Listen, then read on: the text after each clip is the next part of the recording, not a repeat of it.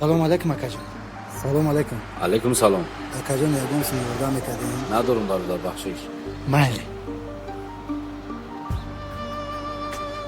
مرد دید که جوان دست به گدایی میزد و از خلق پول راهگیرا میپرسید. برادر یگم سم بتین.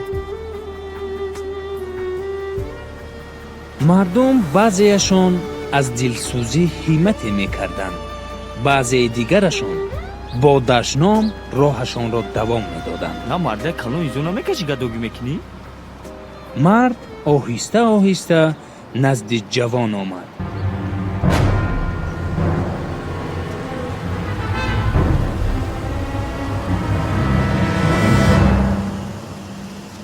سلام علیکم اکاجان.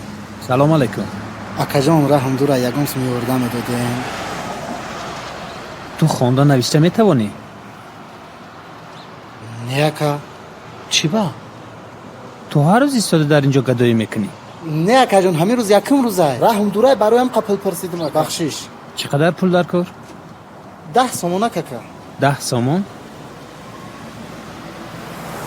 تو یگان کسب را دوست میداری؟ اکا من موسیقی نواختن ده حواس دارم. موسیقی؟ راست؟ ها اکا. از پسی من بیا. برای چی اکا؟ رفتیم.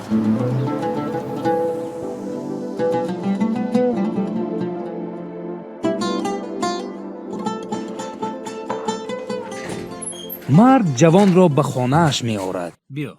و به او نواختن اسباب گیتار را می آموزد. گذرشین.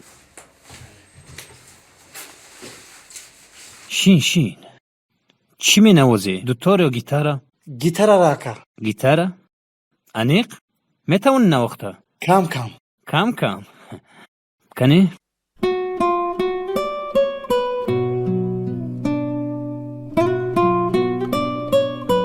وزیر 1 دقیقه است و من می آیم. مالی.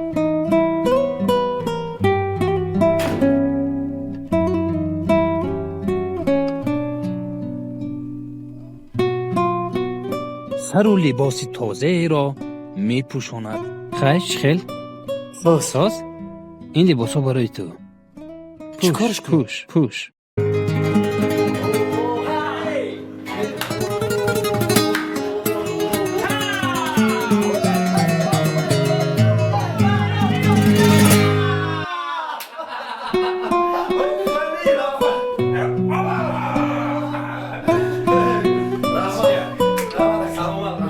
پس از خود کردن اسباب موسیقی گیتار، مرد همراه جوان در کوچه های شهر قدم می زدند.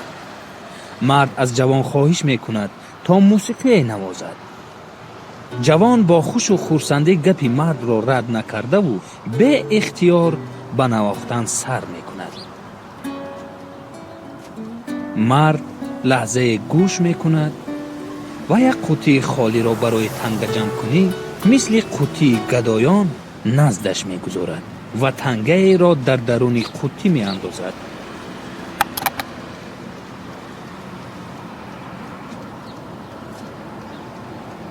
استاد این چی معنی داره؟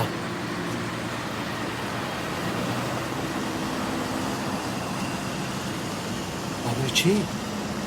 تو اکنون کسب آموختی. تو می توانی با مهنت خودت، با آبیله های دست خودت نان یابی و دشنام کسی رو نشنوی.